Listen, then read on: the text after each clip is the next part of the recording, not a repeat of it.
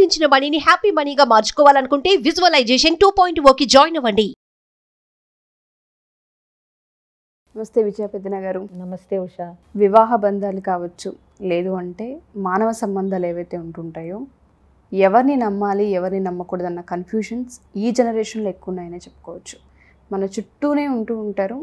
వెన్నుపోటు పొడిచిన తర్వాతే అర్థమవుతుంది మనల్ని పొడిచారు అని. ఆ పెయిన్ వచ్చేటప్పుడు కొన్నిసార్లు వాళ్ళు చాలా మంచి వాళ్ళు ఏంటుంటారు, అనవసరంగా జడ్జ్ చేసేస్తుంటాం. అంటే ఎవరిని నమ్మాలి ఎవరిని నమ్మకూడని అర్థం కాని సిచ్యుయేషన్ అని చెప్పుకోవచ్చు. ఎలా ఐడెంటిఫై చేయాలి అంటారు? నేను ఎందుకు ఈ ప్రశ్న తీసుకుంటున్నానంటే, ఈజీగా అమ్మాయిలు నమ్మేయడం, ప్రెగ్నెన్సీస్ తెచ్చుకోవడం, తర్వాత అబార్షన్ వైపు వెళ్ళడం, డిప్రెషన్, యాంగ్జైటీ, సూసైడ్స్ ఇవి మనం చూస్తూ ఉన్నాం. అబ్బాయిల వైపు మనం చూసుకుంటుంటే ఈజీగా అమ్మాయిని నమ్మేయడం, డబ్బులు లేదంటే ఉన్న ఏవేవో ఇన్వెస్ట్మెంట్ పెట్టి కెరియర్ అంతా పనంగా పెట్టి సాక్రిఫైసెస్ చేస్తుంటుంటారు. అలా చేసిన తర్వాత ఆడపిల్లలు హ్యాండ్ ఇచ్చిన సందర్భాల్ని మనం చూసాం. దానివల్ల అబ్బాయిలు డిప్రెషన్, యాంగ్జైటీని మనం విన్నాం.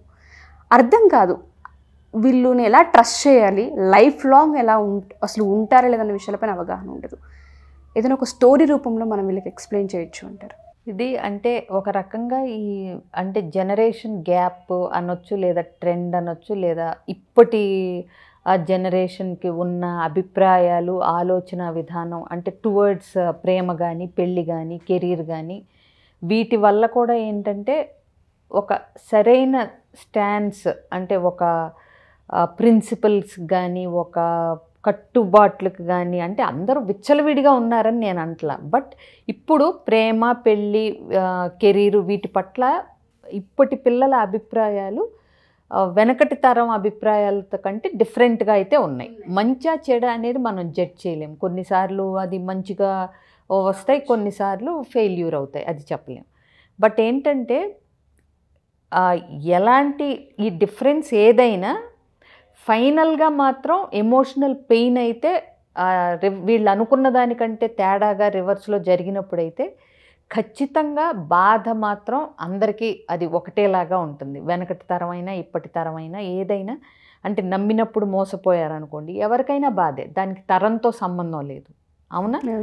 బట్ కొంతమంది కొంచెం దాన్ని ప్రాక్టికల్గా తీసుకుని మూవ్ ఆన్ అవ్వగలుగుతున్నారు. బట్ స్టిల్ అప్పుడు కూడా బాధని అనుభవించి దాంట్లోంచి బయటకు వచ్చి అప్పుడు మూవ్ ఆన్ అవ్వగలుగుతున్నారు. మూవ్ ఆన్ అవ్వటానికి ఆ బాధ ఇంటెన్సిటీని బట్టి మూవ్ ఆన్ అవ్వలేని వాళ్ళకి నువ్వు అన్నట్టు డిప్రెషన్లు, యాంగ్జైటీలు ఇవన్నీ ప్రాసెస్లో ఉంటాయి. అది వాళ్ళ మెంటల్ స్ట్రెంగ్త్, ఆ జరిగిన మోసాన్ని కానీ జరిగిన నష్టాన్ని కానీ వాళ్ళు ఏ కోణంలో నుంచి చూడగలుగుతున్నారు అనే దాన్ని బట్టి ఎంత త్వరగా ఈ నెగిటివ్ ఇంపాక్ట్స్ నుంచి బయటపడతారనేది ఉంటుంది. ప్లస్ ఇక జడ్జ్ చేయటం ఇవన్నీ కూడా వాళ్ళ దృష్టే వాళ్ళది తప్పితే కొంచెం అంటే తరచి చూసుకోవటం కానీ, ఇది నువ్వు అన్నట్టు త్వరగా నమ్మేయటం, అందరూ మనలాగే ఉంటారనుకోవటం ఎప్పుడైనా ఉంటుంది. ఇప్పుడు కొంతమందిని పాముని పెంచుకుంటారు, ఈ మధ్య ఫ్యాషన్ అయిపోయింది. కొంతమంది కుక్కని పెంచుకుంటారు. సో పెంచుకునేటప్పుడు ఒక ప్రాణికి కొన్ని లక్షణాలు ఉంటాయి. వాటిని ఎప్పుడు మనం అంటే వెనకన పెట్టేసి నెగ్లెక్ట్ అయితే చేయకూడదు. అంటే ఇప్పుడు పాము నువ్వెంత పెంచుకున్నా అది పొరపాటున దాని మూడ్ బాగోలేకో దానికి తిక్కరేగో కాటేసిన రోజు నువ్వు బ్రతకవు అనేది నువ్వు ఎప్పుడు దృష్టిలో పెట్టుకోవాలి పెంచుకునేటప్పుడే, అవునా? అవేర్నెస్. ఎగ్జాక్ట్లీ. అలాగే ఇప్పుడు కుక్కని పెంచుకునేటప్పుడు నువ్వు అంటే ఎలాంటి కుక్క పిల్లని పెంచుకుంటున్నావు, అంటే బుజ్జి కుక్క పిల్లనా లేకపోతే ఇంత అల్సేషియన్ని పెంచుకుంటున్నావా, ఏ పర్పస్ కోసం పెంచుకుంటున్నావు అనేది దట్ ఈస్ డిఫరెంట్. కాకపోతే ఊరికే నాకు ఒక కథ గుర్తొచ్చింది కాబట్టి వీటిల్ని తీసుకొచ్చాను నేను. ఇప్పుడు ఒక అమ్మాయి పావుని, కొండ చిలువని పెంచుతూ ఉంటుంది, పెంచుకుంటూ ఉంటుంది, దాంతో ఆడుకుంటూ ఉంటుంది. అది కూడా చిన్న పిల్లని తెచ్చుకుంటే అది కూడా పెరిగి పెద్దదవుతుంది. అయితే అది కొన్ని రోజులుగా ఫుడ్ తినటం మానేస్తుంది.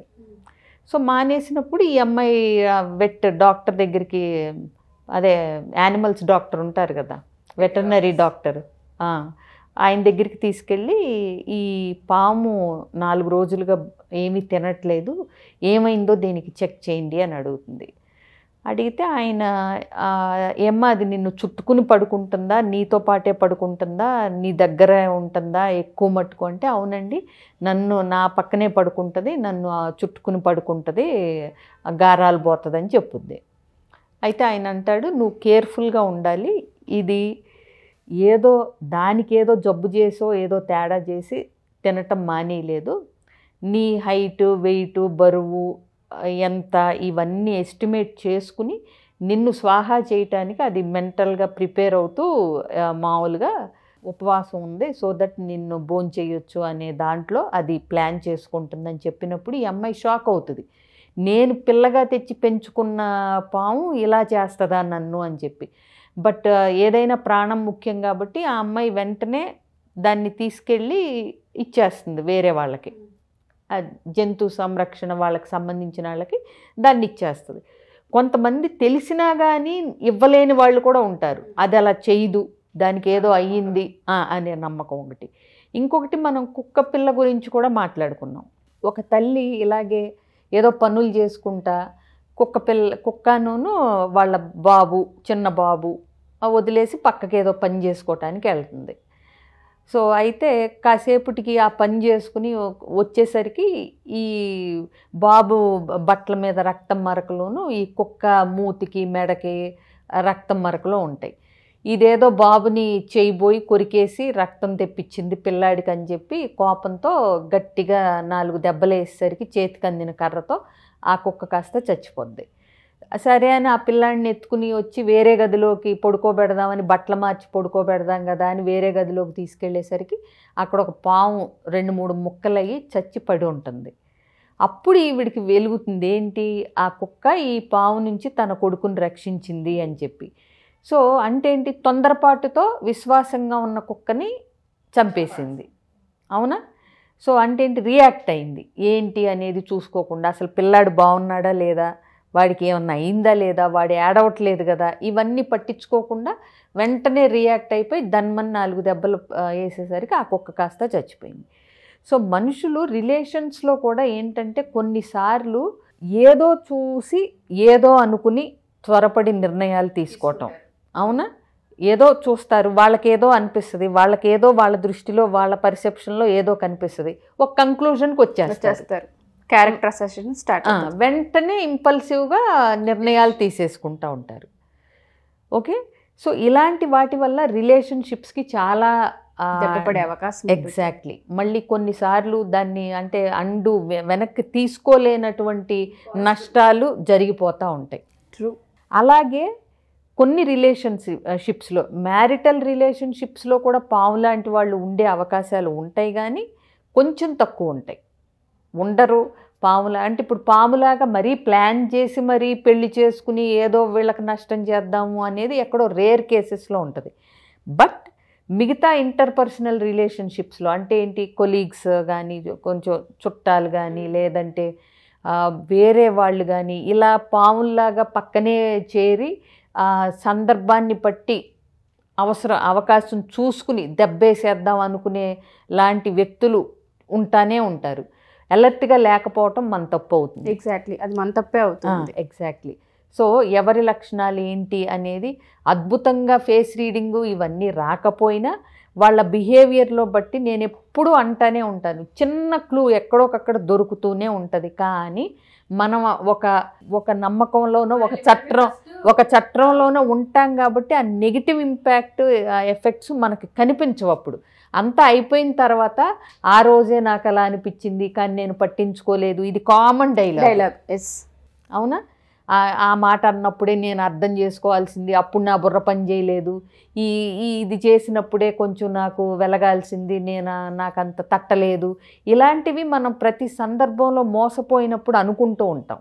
ఎస్, ఒకసారి మోసపోయి ఇట్లాంటివి జరిగినప్పుడైనా రెండోసారైనా మనం పాఠాలు నేర్చుకుని ఎవరు పాము లాంటి వ్యక్తులు మన చుట్టుపక్కల ఉన్నాళ్ళు, ఎవరు కుక్కలాంటి విశ్వాసపాత్రులు అనేది తెలుసుకోకపోవటం అనేది మనదే తప్పు అవుతుంది. అంటే మనం నేర్చుకోవాలి కొన్ని స్కిల్స్. ఎగ్జాక్ట్లీ.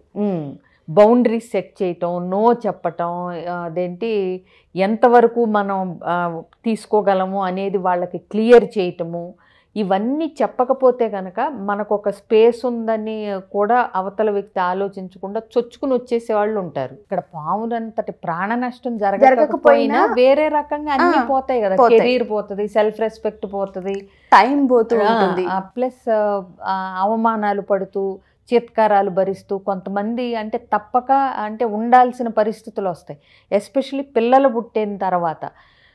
సో ఈ మధ్య అయితే పిల్లలు పుట్టేక ముందే మనకు క్లూస్ తెలుస్తున్నా చాలామంది ఇప్పటికీ పెద్దవాళ్ళకి చెప్తే కూడా వాళ్ళు ఏమంటున్నారంటే ఉషా పిల్లలు పుడితే మారుతారు.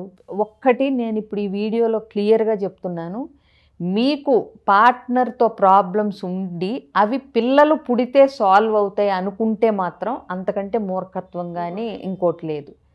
అన్ని ప్రాబ్లమ్స్ సార్ట్ అవుట్ అయినాక పిల్లలు పుట్టాలి, అంతే తప్పితే పిల్లలు పుట్టి వాళ్ళు ఏదో మీ ప్రాబ్లమ్స్ని సాల్వ్ చేస్తారు అనుకుంటే, ఒకవేళ మీ రిలేషన్షిప్ మరీ టాక్సిక్గా ఉండి పిల్లలు పుడితే మారుతారు అనుకుంటే ఏమవుతుందంటే ఇంకొక ప్రాబ్లం యాడ్ అవుతుంది పిల్లల రూపంలో, మీకు ఇంకొక లింక్ ఇంకొకటి యాడ్ అవుతుంది. ఇప్పుడు ముందే వదిలించుకుని వెళ్ళలేకపోతున్నారు అమ్మాయిలైనా అబ్బాయిలైనా, పిల్లలు పుట్టిన తర్వాత ఇంకొక పాయింట్ యాడ్ అవుతుంది వీళ్ళని వదిలేసి ఎలా వెళ్ళాలి అనేది. అది ఇంకొకటి, ఇదొకటైతే ఇంకొక మేజర్ పాయింట్, పిల్లలకి తల్లిదండ్రులుగా మీరు అన్యాయం చేసిన వాళ్ళు అవుతారు. ఇంకొక ప్రాణిని భూమి మీదకి తీసుకొచ్చి మీకే భార్యాభర్తలుగా సరైన అవగాహన లేకుండా, సఖ్యత లేకుండా, విడిపోవాలా వద్దా అనే పరిస్థితుల్లో ఉండి తేల్చుకోలేక పిల్లలు పుడితే అది పరిష్కారం అవుతుంది అనుకుని వాళ్ళని తెచ్చి వాళ్ళకి ప్రాబ్లమ్స్ క్రియేట్ చేసి ఈ ప్రాసెస్లో తర్వాత మీరు జ్ఞానోదయం అయి పిల్లలు పుట్టినా మారలేదని విడిపోతే అది పిల్లలకి తల్లిదండ్రులు లేకుండా చేసి వాళ్ళకి ట్రామా, వాళ్ళ చైల్డ్హుడ్ మీద ఎఫెక్ట్ ఇన్ని ఉంటాయి. చెప్పినవి చాలా కరెక్ట్. అసలు చాలా ఎఫెక్ట్స్ ఉంటాయి పిల్లల మీద. పిల్లలు చాలా సెన్సిటివ్. సో మీరు అన్నట్టుగానే చాలామందికి తెలియదు, ఐడెంటిఫై చేయలేరు, మన పక్కనే ఉంటూ మనకి ఇవి చేస్తారనేది చాలామందికి తెలియదు. కొంతమంది ఆ ముసుగులో వెళ్ళిపోయే వాళ్ళు ఉంటూ ఉంటారు. మన ఈ వీడియోస్ ఒకవేళ కనిపించి వాళ్ళు క్లిక్ చేసి ఒకవేళ చూసినా మేము ఇట్లా రిలేషన్లో ఉన్నాము, నాకు హింట్స్ వస్తూ ఉన్నాయి, బట్ నేను ఓవర్కమ్ చేయలేకపోతున్నాను, నాకు ఆ పర్సన్ అంటే ఇష్టం అని కొంతమంది, అంటే కొలీగ్స్ వైపు చూసుకున్నా కొన్ని సంబంధాలలో కొన్ని మనం చూస్తుంటున్న రిలేషన్స్ కావచ్చు, వాళ్ళకి తెలియకుండా ఎక్కడో ఆ హింట్స్ దొరికినప్పుడు అర్థం కాని స్థితిలో కన్ఫ్యూషన్లో ఉంటుంటారు, క్లారిటీ ఉంటుంది వాళ్ళకి. పర్సనల్గా కౌన్సిలింగ్ కావాలి అనుకుంటే మనం అప్రోచ్ అవ్వచ్చా మేడం? తప్పకుండా. ఇప్పుడు మనుషుల్ని ఖచ్చితంగా అందరినీ పావులతో పోల్చలేం కాదు అన్ని రిలేషన్షిప్స్లో, బట్ కొన్ని ఉంటారు. ఇప్పుడు నార్సిజం అంటే ఏంటి, వాళ్ళదే ప్రకారమే నడవాలి, ఇంకా వేరే ఎక్కడికి పక్కకు అడుగేసినా వాళ్ళు తట్టుకోలేరు.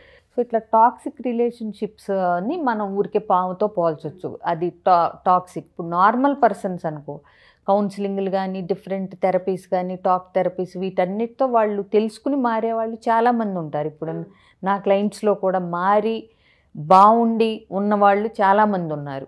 మనల్ని అప్రోచ్ అవ్వచ్చు, చాలా ఈజీ కూడా. స్క్రీన్ మీద కనిపిస్తున్న నెంబర్కి కాంటాక్ట్ చేస్తే అన్ని డీటెయిల్స్ చెప్తారు.